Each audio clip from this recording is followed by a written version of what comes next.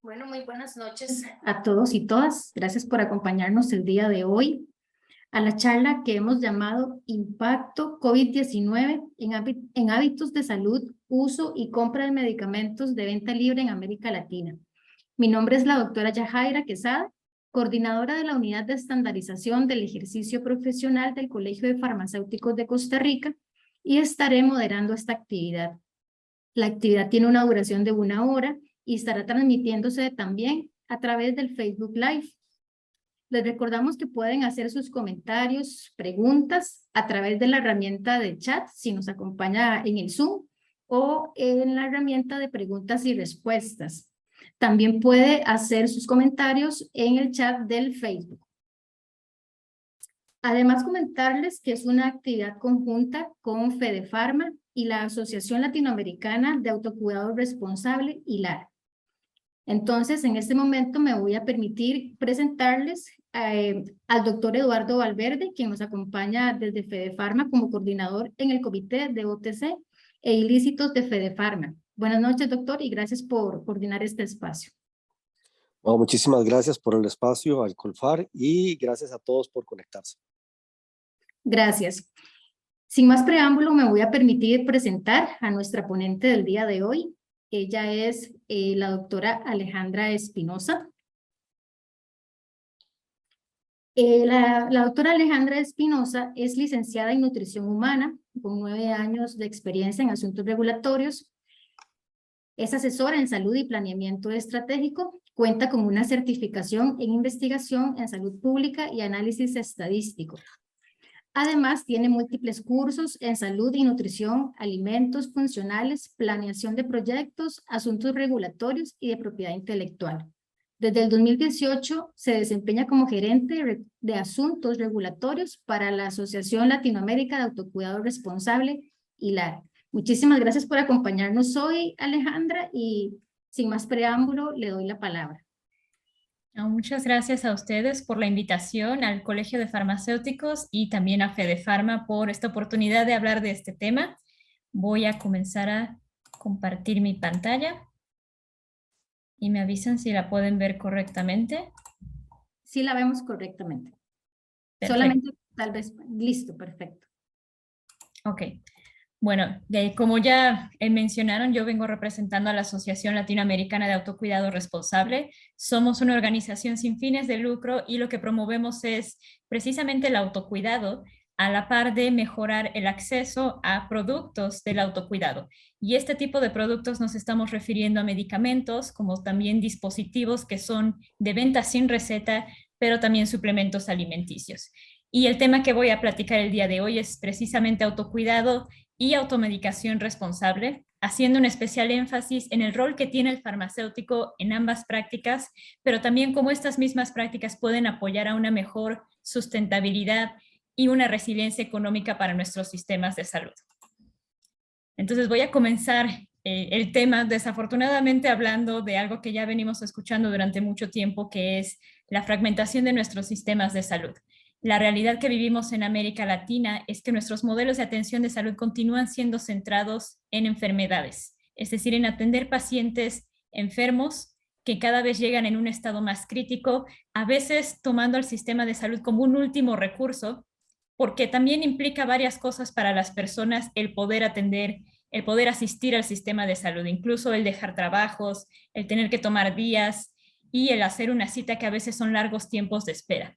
Entonces, esta fragmentación que se limita a modelos de atención centrados en enfermedad impide el acceso equitativo a una gama completa de servicios, limita la capacidad de nuestros sistemas para responder a emergencias como la del COVID-19 y también imposibilita satisfacer las necesidades y expectativas de la población.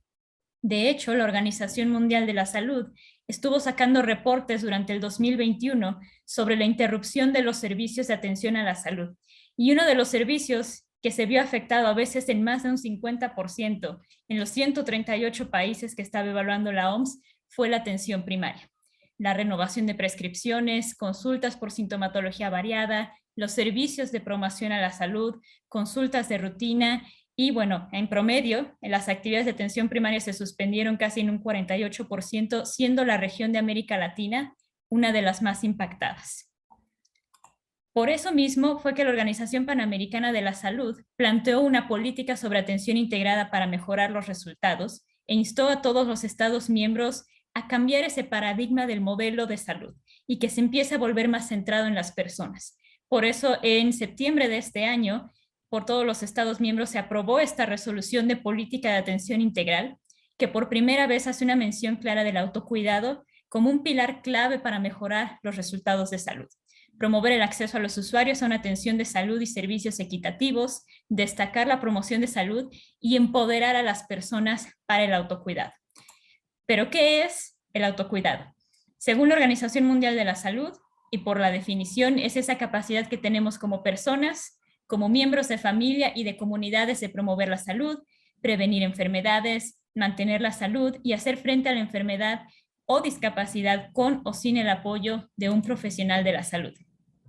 El autocuidado no es un único momento en el día y desafortunadamente está siendo manchado por una campaña de marketing masiva donde lo único que podemos ver son mujeres en un spa con esos rebanadas de pepino en los ojos y una bebida de frutas en una isla paradisíaca, que parece que el autocuidado es nada más un privilegio de algunos y ese momentito en el que me puedo tomar una selfie haciendo algo bueno por mi salud. La realidad es que el autocuidado es una serie de decisiones y acciones que tomamos cada minuto de nuestra vida, de nuestro día, durante toda nuestra vida. Involucra la promoción de la salud, la prevención de enfermedades, control de enfermedades, la automedicación, búsqueda de atención médica y también los cuidados paliativos. Es decir, el autocuidado es un continuo. Vamos desde un entorno favorable hasta la búsqueda de asistencia médica y me voy a detener un poco en cada uno de estos pilares. La promoción de la salud y esta parte de entorno favorable son estas determinantes sociales, económicas y ambientales que nos van a permitir poder tomar buenas decisiones. El tener una zona de higiene para vivir, buenas condiciones de vivienda, zonas verdes y espacios para caminar, el tener farmacias y clínicas alrededor para poder acudir a ellos.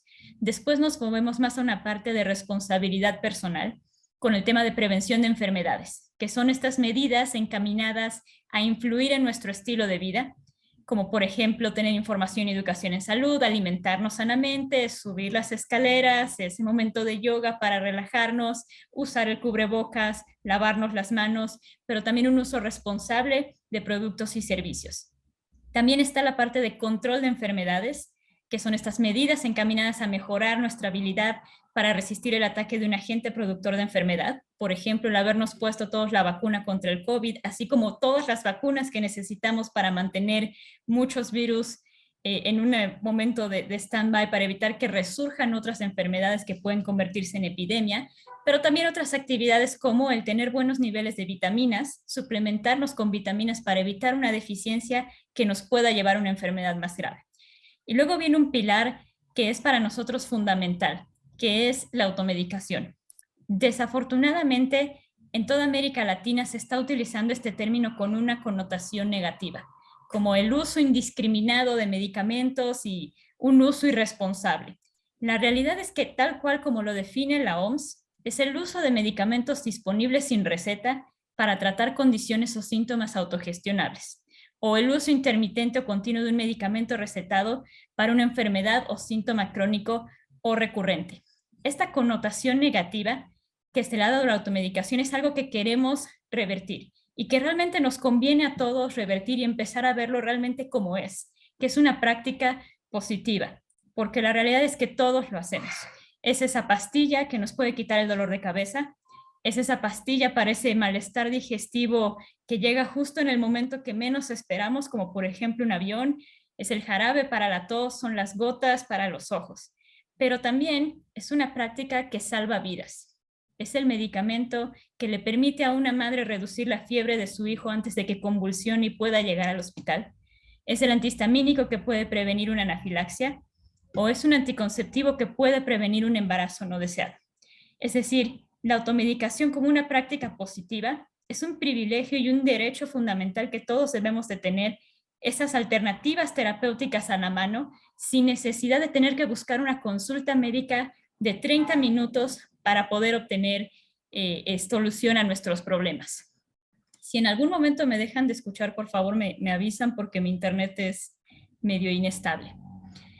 Y por último llegamos a una parte de asistencia médica. El hecho también de buscar un apoyo médico, saber cuándo consultar al doctor, saber cuándo es necesario ir al hospital, también es parte del autocuidado. Y una vez que salgo de esa consulta con mi receta de medicamentos, el tener yo la responsabilidad de adquirirlos, de leer adecuadamente el etiquetado, de darle seguimiento al tratamiento hasta llegar otra vez a un estado de salud, continúa siendo responsabilidad propia y continúa siendo autocuidado. También la OMS menciona lo que son intervenciones de autocuidado, que son las herramientas que van a apoyar que podamos practicar el autocuidado eficientemente.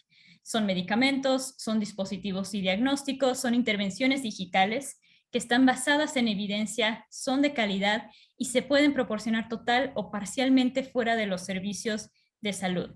Y por mostrar algunos ejemplos que todos vamos a encontrar como familiares, son estas herramientas que nos han permitido mejorar nuestra calidad de vida al tiempo que a veces no podemos o no está disponible acudir a un sistema de salud.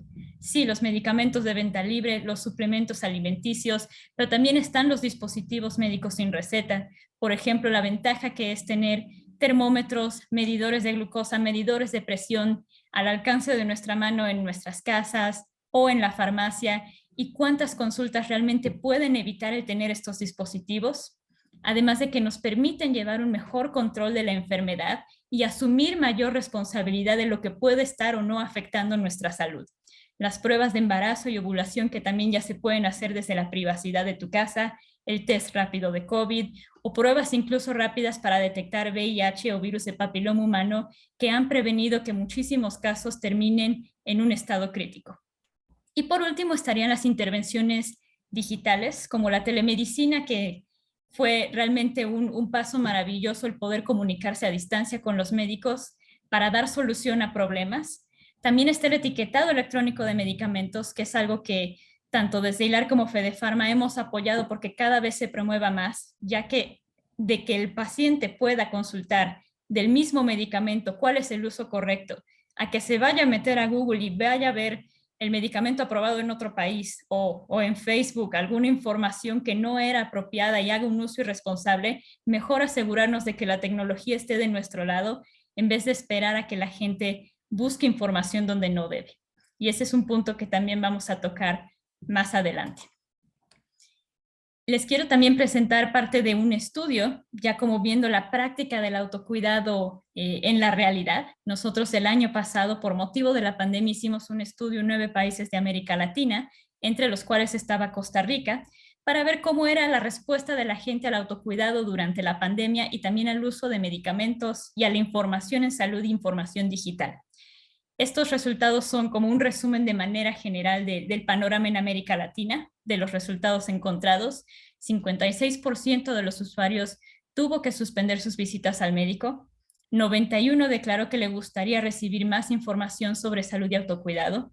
5 de cada 10 considera que tiene buenos conocimientos y herramientas para cuidar de su salud y hacer frente a enfermedades. Solo 5 de cada 10.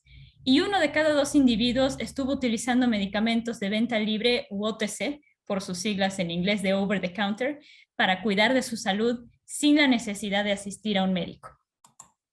Después nos vamos a ir ya a los resultados específicos de Costa Rica. En primer lugar, fue la pregunta de ¿qué tan relevante consideraron el autocuidado? Y antes de hacer esta pregunta se le permitió a la gente poder leer la definición, además de tener una explicación de qué consiste el autocuidado, como la acabamos de ver. Y a partir de eso la respuesta fue un arrasante 86% que declara que el autocuidado es muy relevante o relevante. Pero ¿qué sucede después? Que es un poco de esa dosis de realidad, que solo 52% de estas personas creen que sus conocimientos y herramientas disponibles son buenas o avanzadas para el manejo y prevención de enfermedades comunes, que no son graves.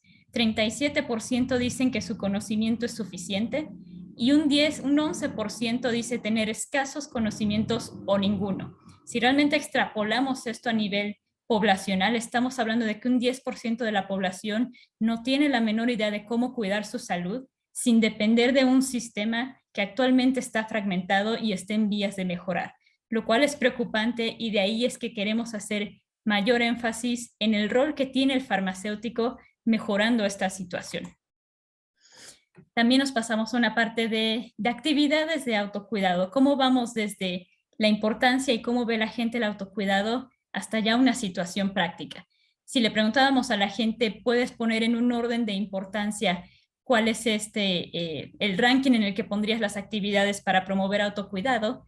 La mayoría se va, sí, la alimentación saludable es lo principal, la actividad física, la buena higiene, y por último dejarían el uso racional de medicamentos.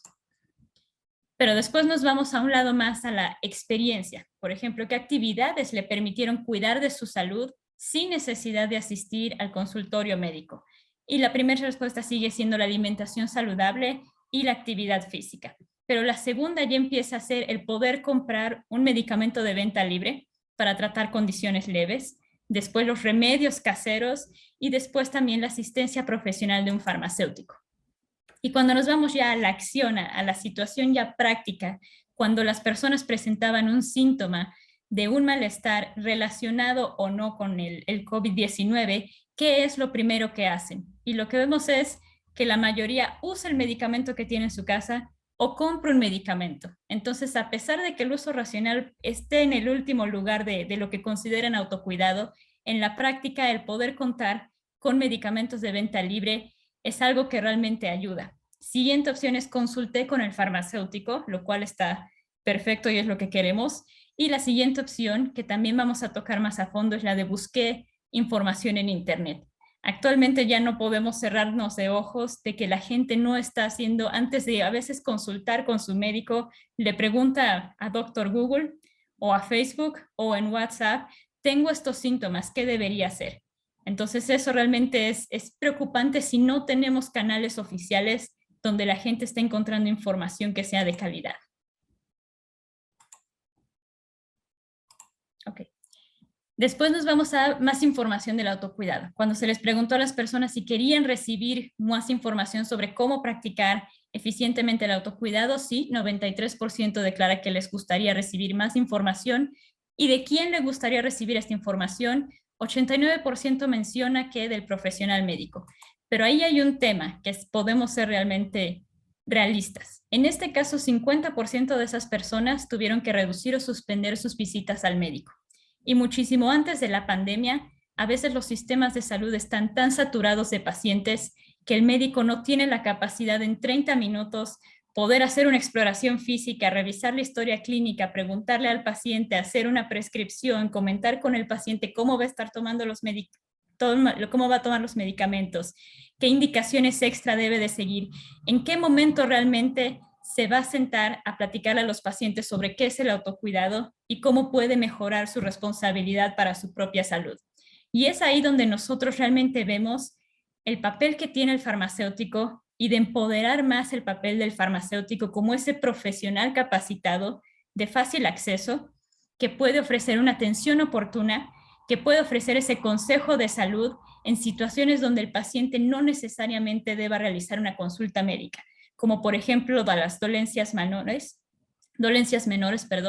o también condiciones crónicas que son ya autogestionables, ya conocidas por el paciente. Entonces, queremos aquí, sobre todo, dejar el mensaje de que los farmacéuticos deben de tener un rol principal en el autocuidado, el favoreciendo esa comunicación con el paciente, el apoyándolo en dolencias menores, el apoyándolo en un manejo adecuado de condiciones crónicas y así también poder desalojar un poco el sistema de salud para pacientes que realmente necesitan estar con el médico por un estado de mayor gravedad. Y a la par de empoderar al farmacéutico, también se necesita que haya una mayor disponibilidad de alternativas terapéuticas que puedan encontrarse sin receta y que también serían aliados de los farmacéuticos en este camino de empoderar a la gente sobre su propia salud. En este estudio lo que preguntamos fue cómo fue tener acceso a opciones de tratamiento para condiciones comunes, leves, no graves, sin la recomendación de un profesional de la salud. Y 93% declara que es fácil acceder a estas opciones de tratamientos. Muchas de las personas son familiares con los medicamentos que ya toman o con las moléculas que necesitan para ciertos malestares o síntomas específicos. Y aquí me sigo refiriendo totalmente a los medicamentos de venta libre. Pero ¿qué pasa si no encuentran el medicamento deseado? Entonces, ¿a qué otras alternativas recurren? Y aquí hay un pequeño detalle. Cuando la gente realmente no se le da acceso a alternativas seguras, no encuentran el medicamento, no hay suficiente disponibilidad de medicamentos de calidad, a veces la gente se queda con una de 2 o 3 opciones. La primera es no hacer nada, el dejar que los síntomas sigan progresando hasta una situación crítica que termina en una situación de emergencia. También está la segunda opción, que es recurrir lamentablemente a medicamentos de contrabando, a un mercado negro de medicamentos donde a veces son medicamentos importados de otros países que no tienen registro sanitario o que no cuentan con los estándares de calidad suficiente, o también algo que parecería muy inocente pero no siempre lo es, como son los remedios caseros y naturales. Nosotros que tuvimos la oportunidad de estar escuchando a las personas cuando hablaban de qué son estos remedios caseros o naturales, a veces son cosas muy inocuas, como puede ser el té que me daba siempre mi abuelita cuando me dolía la garganta, pero nosotros también lo vimos durante la pandemia, la gente se puede poner muy creativa cuando está buscando alternativas para dar respuesta a una necesidad de salud. Nunca faltó escuchar las personas que se tomaron el enjuague bucal completo tratando de erradicar al coronavirus, gente que literalmente se inyectaba dosis de cloro a ver si eso funcionaba, o personas que empezaban a adquirir medicamentos de prescripción, a veces receta controlada, para una indicación totalmente fuera de lugar, como era prevenir la infección de coronavirus cuando el tratamiento estaba destinado para una enfermedad más grave. Y de aquí la importancia de que el ambiente regulatorio y también la capacidad de nuestras agencias de salud debe ir más destinada a mejorar el acceso a estos productos de calidad, mejorar las alternativas para las poblaciones, pero también robustecer más el tema de vigilancia sanitaria, vigilar que los productos que realmente están en el mercado están funcionando y son de calidad. Y por eso también necesitamos a los farmacéuticos como ese aliado para detectar casos extraños, productos que no funcionan, reacciones adversas, es decir, consejo y también seguimiento en farmacovigilancia. Y eso es algo que realmente los farmacéuticos deben empoderarse aún más y tomar como una responsabilidad en pro de la población. Y de ahí pasamos al tema de información y educación en salud. Por ejemplo, ¿de qué forma se informó sobre los posibles medicamentos que debía tomar para aliviar sus síntomas? De los profesionales de salud, de la experiencia propia, de amigos y familia, pero también empezamos a ver una respuesta que en años pasados, en encuestas que ILAR también hacía, no salía y ahora empieza a subir cada vez más de categoría, que es la información digital, incluso por encima de la información impresa que los mismos laboratorios ponen de sus medicamentos. Y después preguntamos, ¿considera suficiente la información sobre medicamentos que está disponible en la información en farmacia? Siempre se considera suficiente, pero el segundo punto ya se lo lleva la información digital, incluso por encima del etiquetado de los productos. Es decir, que la gente prefiere preguntarle a Google cómo usar un medicamento que realmente ponerse a leer lo que dice el producto. Y esto también es un tema que nosotros hemos tratado de estar trabajando con ministerios de salud, con colegios de farmacéutico, con agencias sanitarias. A veces estos medicamentos, hablando de los de venta sin receta, que están más accesibles al consumidor y que a veces son medicamentos que mantenemos en nuestra casa. Una vez que termina el periodo de tratamiento, continúo teniendo pastillas y continúo estando en mi casa, y cuando vuelvo a sacarlo, los etiquetados suelen ser sumamente técnicos. Sacar el inserto del medicamento y ver como 20 hojas en una letra que es -5 y ver una cantidad de información que no sabes ni a dónde debes enfocarte, es algo que hace que la gente termine buscando una respuesta rápida en un lugar que no sea oficial y que no siempre va a dar la mejor información.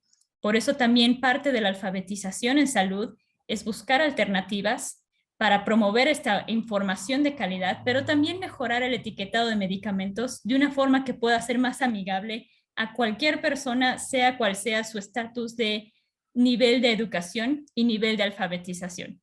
A veces incluso uno siendo profesional encuentra muchos tecnicismos que no siempre entendemos en los medicamentos. Y también este estudio tocó la parte de información de medicamento digital, que es precisamente lo que veíamos antes. 93% busca información en Internet sobre medicamentos y le gustaría tener aún más información en más canales. ¿Qué tipo de información están buscando en Internet? 65% sobre el uso correcto del medicamento, 50% el precio, 50% el contenido o el prospecto, 44% dónde comprar y 34% efectos adversos. Pero arrasantemente buscan sobre cómo usar el producto. Y por eso 95% considero importante contar con la información en Internet, además de tenerlo en el etiquetado. ¿Dónde les gustaría tener esta información? En principal, les gustaría en la farmacia y en otros establecimientos en línea donde también hacen la compra de sus productos. Códigos QR en los empaques, que siendo realistas, si ya el menú del restaurante te ofrece el código QR para desplegar el menú, ¿por qué no podríamos llevar también eso a un tema de salud para que la gente tenga más acceso a ver información en idiomas para discapacitados, con un mensaje más audiovisual para entender mejor cómo se usa el medicamento? También en la página de la agencia sanitaria o en el mismo sitio del laboratorio que fabrica el medicamento. Entonces, a manera de resumen, el autocuidado y la automedicación responsable van a ser estrategias que nos permitan avanzar hacia una mejora de diversos resultados de salud. Pero para que esto suceda, se tiene que tener acceso a información confiable, útil y de calidad que sea consistente con las necesidades de la población y que permita un uso seguro y eficaz. La información del etiquetado, los insertos para el paciente en lenguaje fácil, pero también la información de los profesionales de salud accesibles como lo son ustedes que son farmacéuticos. Esto va a llevar a dos caminos de beneficios. Para los individuos, el mejorar esa responsabilidad de tu propia salud, que al final del día permite tomar mejores decisiones y mejorar el nivel de educación y conciencia. Y para los sistemas de salud, un mejor uso de recursos humanos y económicos para hacer frente a enfermedades graves, al mismo tiempo de que se pueden ver disminución de los costos generales para pacientes y ahorros a los sistemas de salud, que nos lleva al siguiente estudio. Este año fue publicado el primer estudio de la Federación Global de Autocuidado, en colaboración con la Organización Mundial de la Salud, como un proyecto de investigación global que analizó el valor económico y social del autocuidado en 155 países del mundo. El objetivo de este estudio fue cuantificar el valor social y económico del autocuidado y la automedicación como una medida de prevención, como una primera opción de tratamiento o como una única opción de tratamiento. Y lo que vimos en este estudio de resultados para la región, específicamente de América Latina, es que con una mayor práctica del autocuidado y un uso responsable de medicamentos de venta libre, actualmente el sistema de salud se podría estar ahorrando 7.2 mil millones de dólares anuales. Los pacientes podrían estar ahorrando 869 millones de horas al año. Los profesionales de salud estarían ahorrando 122 millones de horas para poder atender a otros pacientes o para extender esa consulta de calidad con sus pacientes. Las personas estarían ganando 2.5 mil millones de días productivos en vez de pasar enfermos o en un sistema de salud, y en general 79 mil millones de dólares en bienestar para los individuos. Si esta práctica se aumentara, se esparciera la práctica, el conocimiento, la educación, pero también la disponibilidad de alternativas terapéuticas, para 2030 los ahorros aumentarían hasta en un 45%, que podrían ser 13 mil millones de dólares anuales para el sistema de salud ahorrados, 1.6 mil millones de horas para los pacientes, 142 mil millones de dólares en bienestar para los individuos. ¿Qué se puede hacer realmente para empezar a poner en práctica el tema del autocuidado? También en 2021, la misma Federación Global del Autocuidado publicó un informe junto con la Organización Mundial de la Salud llamado el Índice de Preparación para el Autocuidado, que evaluaba la capacidad de los países para implementar políticas de autocuidado. Y lo que encontró fueron 4 habilitadores clave que influyen en la adopción de prácticas y productos. Por ejemplo, la adopción por parte de actores clave, desde profesionales médicos, farmacéuticos, pacientes, reguladores y formuladores de políticas, el empoderamiento de los individuos a través de un mayor conocimiento sobre la salud, tener políticas de autocuidado, específicamente reconociendo el valor económico y social, y un entorno regulatorio favorable, que son estas normas y procesos que regulan la aprobación de nuevos productos sanitarios. Y solo para poner un modo de ejemplo sobre el entorno regulatorio en América Latina versus otros países de referencia. Lo que están viendo en esta parte de la tabla es información extraída de una base de datos de ILAR que tenemos junto con IQVIA, que monitorea y compara cuál es el estatus regulatorio de varias moléculas farmacológicas a nivel América Latina y países de referencia. Están en verde claro los OTC, que son moléculas exclusivamente de venta libre, en color rojo los que son moléculas exclusivamente de prescripción, y en color negro las moléculas que pueden convivir en una dualidad de estatus regulatorio, ya sea prescripción o venta libre, dependiendo de sus dosis o de combinaciones. Y lo que refleja realmente esta gráfica es que América Latina continúa siendo una región donde el sistema favorece que la gente tenga que ir a buscar una receta médica para poder obtener un medicamento, lo cual tiene varias implicaciones, sobre todo para pacientes de escasos recursos.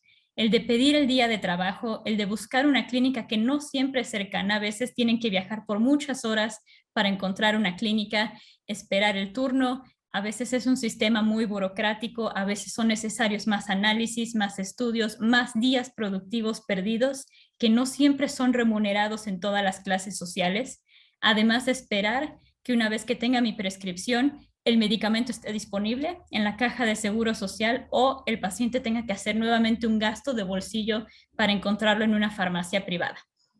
¿Qué hacen realmente los países de referencia como Estados Unidos, Canadá, Alemania, Australia, Nueva Zelanda, España, Portugal en este aspecto? Y es lo que podemos ver en la gráfica del otro lado. Es realmente reconocer el valor que tiene el ofrecerle a las personas una mayor cantidad de opciones terapéuticas para poder atender ciertas condiciones.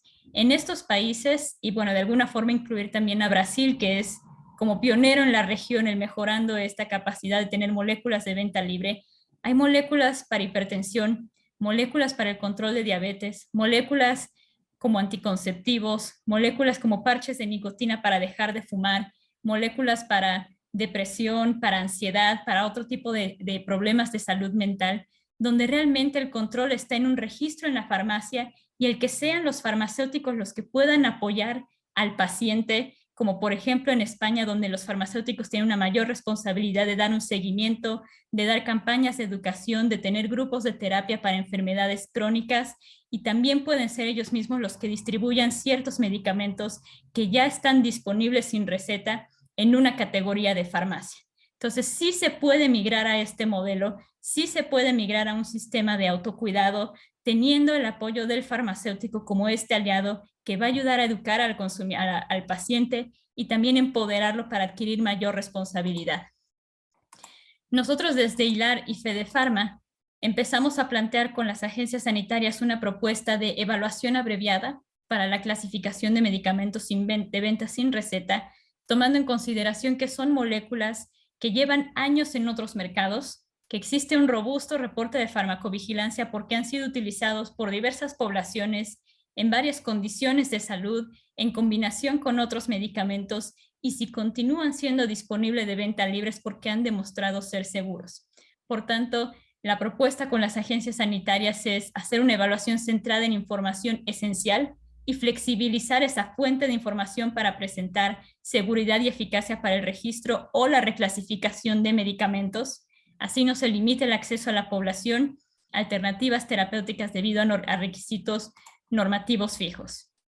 Algunas de las recomendaciones para este tipo de regulaciones es un mayor uso de reliance, no solo con agencias internacionales, sino también con la región y dentro de Centroamérica, que permitan llegar hasta la condición de venta, que no sean pacientes que tengan que irse a países vecinos donde la molécula sí está disponible de venta sin receta, sino que exista cierta armonización en esos listados, flexibilizar la fuente de información para demostrar seguridad y eficacia, mejorar la información al producto, ya sea a través de medios digitales, pero también mejorando el lenguaje con el que el etiquetado de este tipo de medicamentos está descrito, actualizando listados constantemente, que a veces es esa principal barrera para que más innovación llegue a los mercados y finalmente a los pacientes, y robustecer más el proceso de farmacovigilancia, que al final del día revisar un dossier con datos en un papel no siempre es lo mismo que ver cómo se está desempeñando el producto en el mercado y funcionando con los pacientes. Entonces, como recomendaciones finales de esta presentación, nosotros queremos dejar como punto número 1 que es necesario fomentar mayor conocimiento y la práctica del autocuidado, pero también de la automedicación responsable, con vías a mejorar esa resiliencia y la sustentabilidad de nuestros sistemas de salud. Empoderar sobre todo el rol de los profesionales farmacéuticos para asumir mayores actividades y responsabilidades para la promoción de la salud, prevención y control de enfermedades. Y quizás no sea el caso específico de Costa Rica, pero sí hay otros países en la región, como por ejemplo, poniendo a México de ejemplo, porque yo soy de México, donde el profesional farmacéutico es simplemente la persona que te acepta el dinero en la farmacia para darte el medicamento. Y ahí se limita su actividad. Y no, la realidad es que los farmacéuticos pueden estar haciendo mucho más. Grupos de trabajo y apoyo a los pacientes, aceptando información, promoviendo consejos de salud sobre dolencias menores, pasando esta parte de rellenar prescripciones donde el paciente ya lleva cierto control. Es decir, cada vez más los farmacéuticos tienen la experiencia profesional y ese rol tan importante que cubrir en nuestro sistema de salud como para quedar de personajes secundarios en un sistema donde pueden ser aún más vitales. Potenciar el uso de tecnologías digitales para mejorar la alfabetización en salud y el uso racional de medicamentos.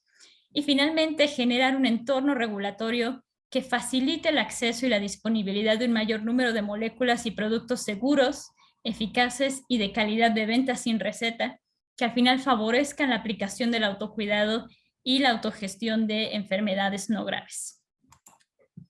Y con eso terminaría mi presentación. Les agradezco muchísimo su atención y la participación, pero de todas formas sigo aquí para cualquier pregunta o comentario o incluso reclamo, también se vale, que tengan al respecto del estudio o del trabajo que estamos haciendo como HILAR. Muchísimas gracias.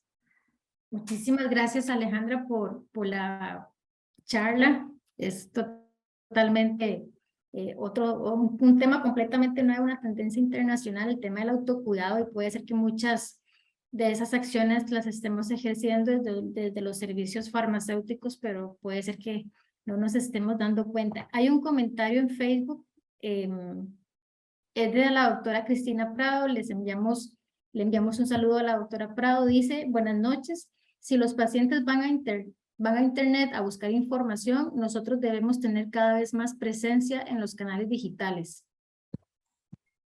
Sí, totalmente correcto. Los farmacéuticos, ya sea de forma presencial, de forma digital, son precisamente ese profesional que es más accesible para los pacientes, a veces que la mismísima consulta médica. Por tanto, para los mismos farmacéuticos también es vital que cada vez haya más uso de lo digital para que ellos tengan información y que puedan promover esta información con los usuarios. Incluso hay iniciativas en la región de que en las farmacias existan ya impresoras para poder imprimir el prospecto del medicamento de una forma muchísimo más ágil y amigable, que ellos, los farmacéuticos, tengan esa información y la puedan transmitir adecuadamente a los pacientes. Entonces, totalmente de acuerdo con ese comentario. Okay. Súper bien. No sé si hay alguna, bueno, abrimos el espacio, ¿verdad? Para preguntas, para comentarios. Pueden hacerlo a través de la herramienta de chat. Si están viéndonos a través del Facebook Live, pueden hacerlo también a través del Facebook. O bien, si quieren que habilitemos su audio para que tomen la palabra, también podemos habilitar el audio, no hay ningún problema. Aquí tengo una pregunta, Alejandra, mientras tal vez ahí aparece alguna otra pregunta. Dice: ¿qué acciones concretas en el tema de autocuidado puede ejercer el farmacéutico desde la farmacia para contribuir con todos estos resultados que usted nos mostraba hoy?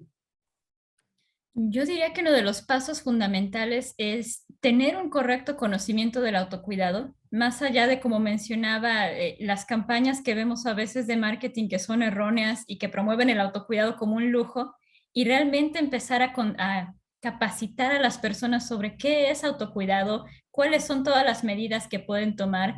Y para mí realmente es vital el rol que va a tener el farmacéutico en tener ese espacio con los pacientes para poder educar, para poder promover, para poder dar seguimiento también a las alternativas que pueden estar usando de medicamentos y de otro tipo de terapias que son propias del autocuidado.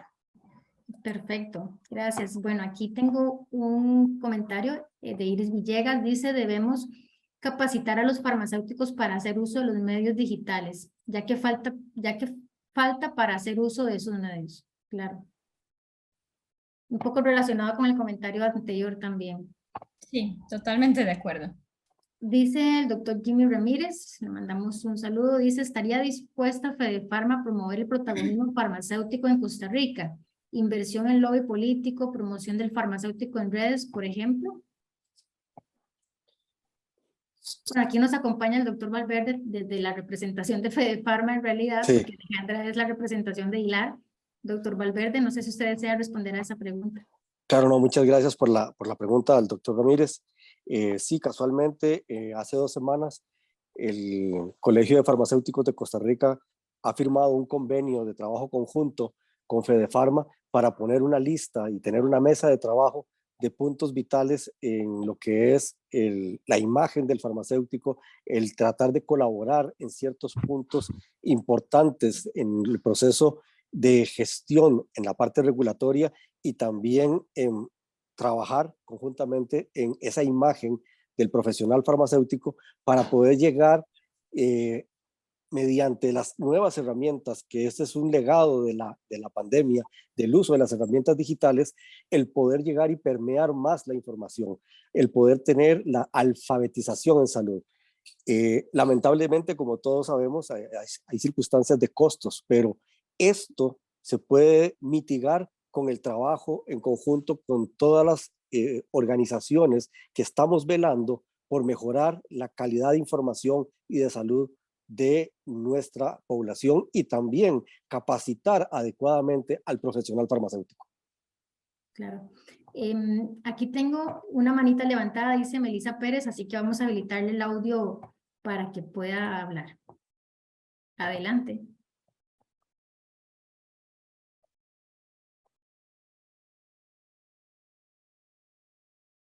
Adelante, Melissa Pérez.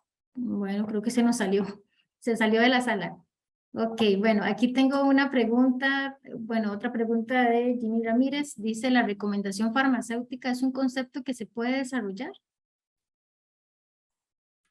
Sí, sí, sí, totalmente. La recomendación farmacéutica, incluso siguiendo modelos de otros países, es algo que tiene que, a mi punto de vista, evolucionar incluso más allá de solo ver cuál es la alternativa terapéutica, si es un genérico, si es otra marca, qué sustancia, allá un tema de asesoramiento en salud y seguimiento a pacientes en dolencias autogestionables, en condiciones crónicas autogestionables, en situaciones donde en vez de recurrir a Internet y Doctor Google para obtener información sobre tengo estos síntomas, sea el farmacéutico, el profesional al que volteen a ver cómo es apoyo en términos autogestionables, sí de autocuidado y que pueda ir más allá de una recomendación a la que ahorita lamentablemente están como limitados. Y reforzando este punto que menciona Alejandra, muy importante, el Colfar tiene un proyecto de indicación farmacéutica con una serie de protocolos que de una u otra forma se puede trabajar en forma conjunta con las autoridades de salud, principalmente las regulatorias, para hacer mucho más robusta la lista de productos en Costa Rica en la categoría OTC, de tal manera que con protocolos de un buen manejo, una buena capacitación, podamos tener esa permeabilidad adecuada en brindar una mejor calidad y categoría de salud. Tal vez otra pregunta por acá. En el gráfico que muestra sobre los tipos de medicamentos, donde en la segunda parte se muestra más el tema de los OTC. En esos países los OTC estaban dentro de las farmacias o estaban fuera de farmacias los OTC, porque Costa Rica tiene un escenario muy distinto. Entonces la pregunta va a eso, el escenario en Costa Rica es distinto porque los medicamentos OTC no están solo en farmacias, están en establecimientos comerciales. Entonces, ¿qué opinión le merece usted como experta en el tema a este escenario? Claro, muchas gracias por la pregunta. Los modelos varían de país a país. En algunos casos sí, los medicamentos están limitados a la farmacia, pero hay otros países donde los medicamentos se encuentran disponibles en otro tipo de supermercados o tiendas de conveniencia.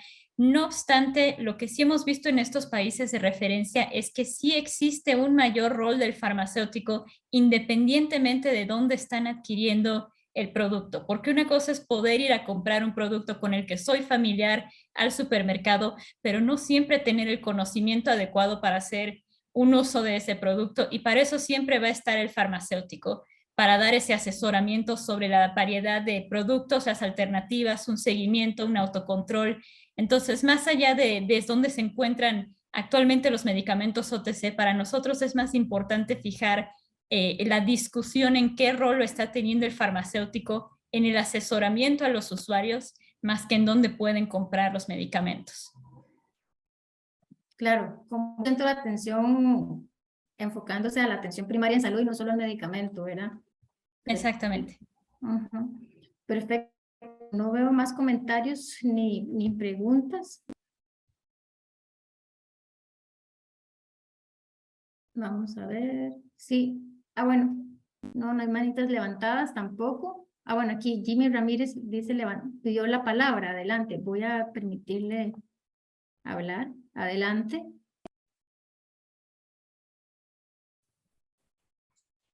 ¿Ya se escucha? Adelante. Fuerte y claro. Adelante. Buenas noches. Me preocupa que tal vez el concepto de lo que es el rol del farmacéutico se ha ido diluyendo un poco a nivel de, no sé si en América Latina, pero sé que en Costa Rica en general, porque prácticamente las cadenas han tomado el control ahí de la parte de la venta. Y entonces se ha vuelto son lugares de compra y venta, no como antes, que yo soy ya viejito en esto y que fuimos preparados para abordar al paciente directamente y realmente ahora vemos cómo ha cambiado eso. Entonces eso atentaría con este tipo de iniciativa que ustedes están promoviendo, que me parece excelente porque, bueno, yo he vivido mi vida casualmente de esa manera, asesorando pacientes, llevando controles, dándoles la recomendación farmacéutica. ¿No creen que tal vez desde el punto de vista de Fedefarma podrían promover un poco más a este tipo de modelos como los que yo estoy comentando del farmacéutico protagonista? En este momento hay tal vez una situación que podría ayudar, que es que el colegio está haciendo una categorización de farmacias en A, B, C, ¿no?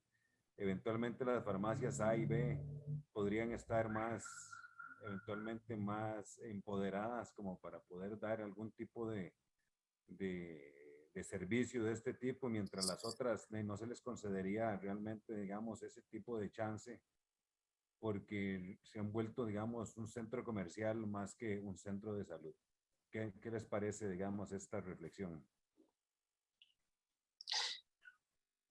Doctor Ramírez, bueno, muchísimas gracias por la intervención, me parece muy adecuada. Yo creo que tenemos que ir trabajando en forma conjunta en diferentes ejes. Un eje prioritario que es robustecer los procesos regulatorios para tener una mejor y mayor cantidad de productos a disposición del profesional farmacéutico. Un proceso o un eje de capacitación y de empoderamiento. Y dentro de este mismo proceso de eje de capacitación, el uso de las herramientas digitales. ¿Para qué? Para poder brindar y expandir nuestra asesoría farmacéutica a toda aquella persona que desde un teléfono celular nos puede llegar y hacer una consulta y brindarle esa ayuda. Por otro lado, también creo que este acuerdo de trabajo en conjunto que se acaba de firmar va a ayudar mucho a mejorar y propiciar algunas áreas de mejora como la parte de etiquetado, el tener un código QR para que también la persona tenga acceso a información y no tenga que ir a internet y buscarlo en Google, sino más bien propiciar que toda esta información sea de fácil acceso, además de que el profesional en farmacia, como bien lo dice el estudio, fue uno de los que más consideraron ese acercamiento por parte de la población. Entonces tenemos que capacitarnos de manera adecuada, eso pues es un eje de trabajo. Y por otro lado, trabajar en forma conjunta, Colegio de Farmacéuticos, FedePharma, en esa modificación de pensamiento ante las autoridades regulatorias para que puedan ejercer una mejor facilidad en los procesos en aras de la ayuda a la población, porque ahora lo veo en términos también monetarios. Vea qué interesante la lámina que se presentó de los ahorros que se gestionaron durante el periodo de pandemia y de los ahorros futuros si se tuviese una mejor lista de productos al alcance de los farmacéuticos.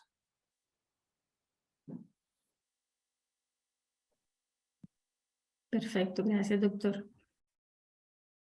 Es un otro comentario. Orlando Vargas levantó la mano. Vamos a permitirle también el uso de la palabra.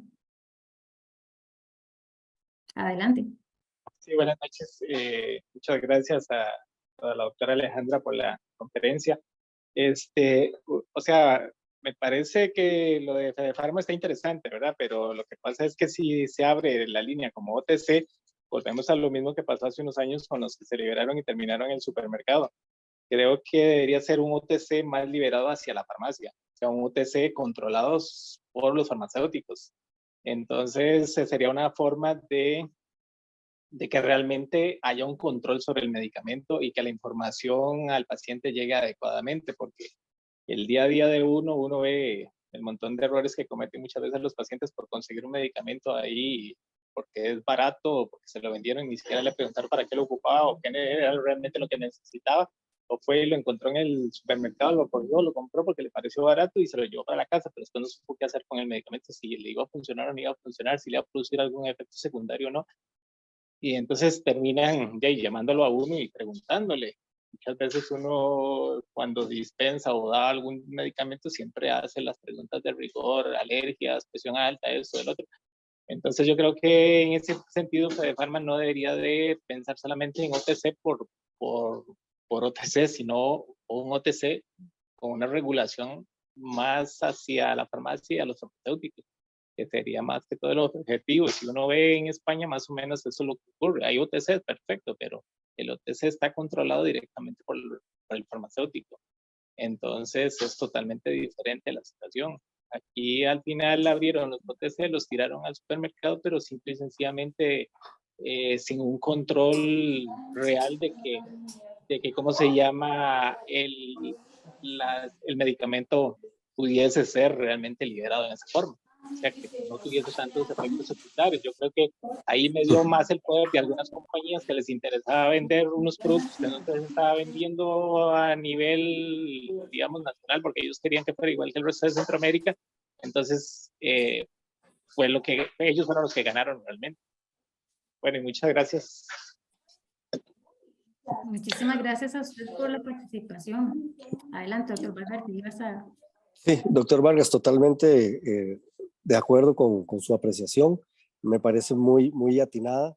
De hecho, pues uno de los protocolos o parámetros que se desean emular es más que todo el español, en donde hay un protocolo de manejo para lo que son males menores y una lista de productos muy bien seleccionada que está bajo el manejo de los farmacéuticos. Entonces, si nosotros logramos eso,